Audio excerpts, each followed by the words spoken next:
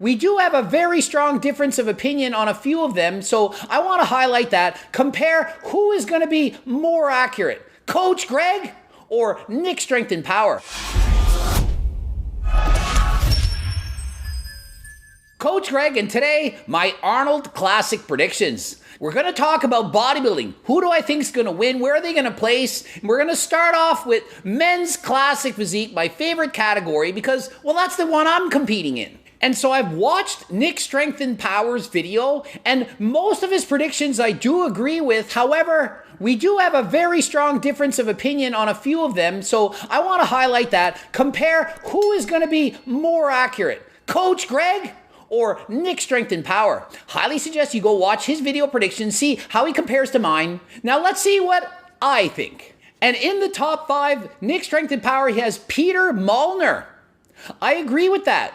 However, I only think he's going to get 5th. A lot of people seem to be hyping this guy as the next Chris Bumstead. And he does have a very impressive physique. Such a tiny waist with the fullest chest of nearly all the competitors. He looks absolutely massive to be in classic physique. However, I don't think he's going to bring the needed condition to compete with the best of the best. To be in the top 3, to be a Chris Bumstead, that's going a little bit too far. He needs to figure it out and come in absolutely shredded. And I found this prediction interesting. He has Logan Franklin as a safe bet to be at least in the top 3, if not potentially winning. And Nick said that Logan's probably not going to like that, to have him say that he predicts he's going to make the top 3, but only 3rd place. Well, he's probably not going to like Coach Greg because I don't know if he'll even make the top 5. Sorry, I like Logan's physique a lot. I just don't see it as classic as some of the other competitors. Of course, it looks amazing and he carries so much muscle and he can add more, but I think he's going to get closer to 5th or 6th place. And taking home the 3rd place position, I think Alex Cabernero has the physique to do this. I've literally competed against this guy in the 212 class. He's walking right in front of me as we go up on stage. His shoulders are this wide and his waist is that small. And I'm looking at him thinking, how can someone look like this? And when the classic physique category was added, I was like, that's the guy. That is the guy that needs to switch over to classic physique. He eventually did switch to classic physique and he is now a champion. He's literally won the Arnold's last year. I believe he will be a 3rd place finisher this year.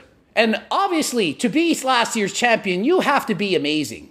And who's next? Brian Jones, last year's 5th place Olympia finisher. I believe he will get 2nd place. This guy's proportions are wild. Small waist and so much muscle, and he's a bigger, taller guy.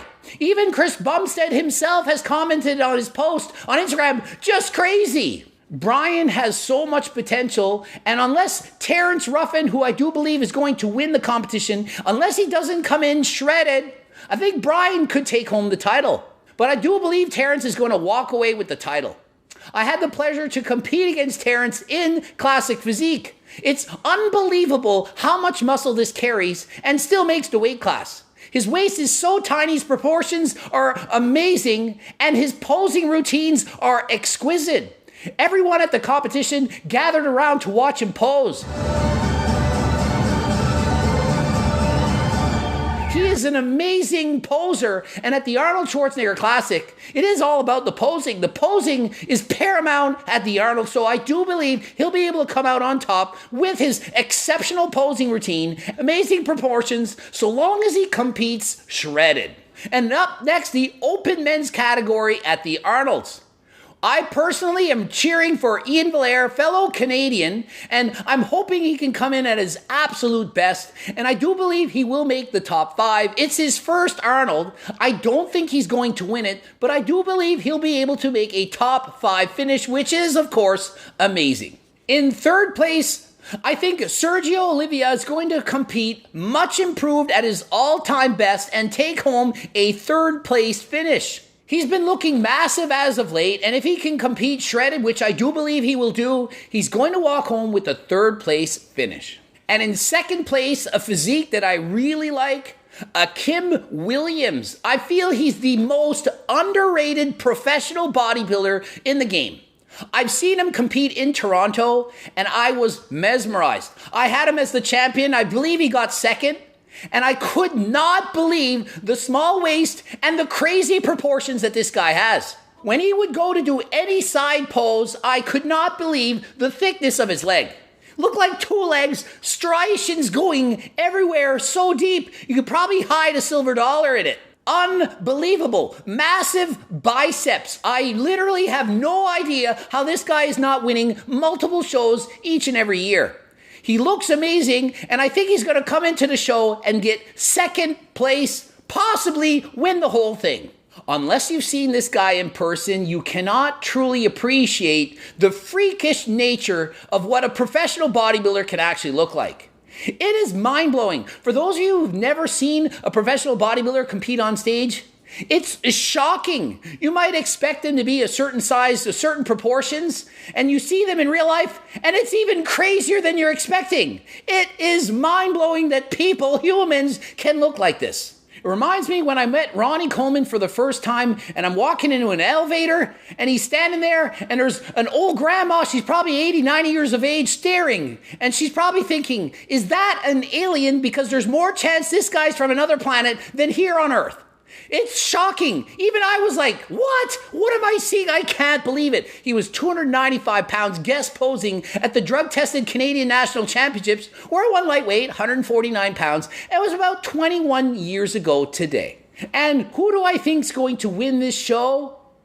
Nick Walker. He's on a tear as of late. He looks more massive than ever. He keeps to be putting on size every single month. He looks bigger and more shredded than last time. He doesn't have the prettiest physique, but he has so much muscle, it is redonkulous. And he competes shredded.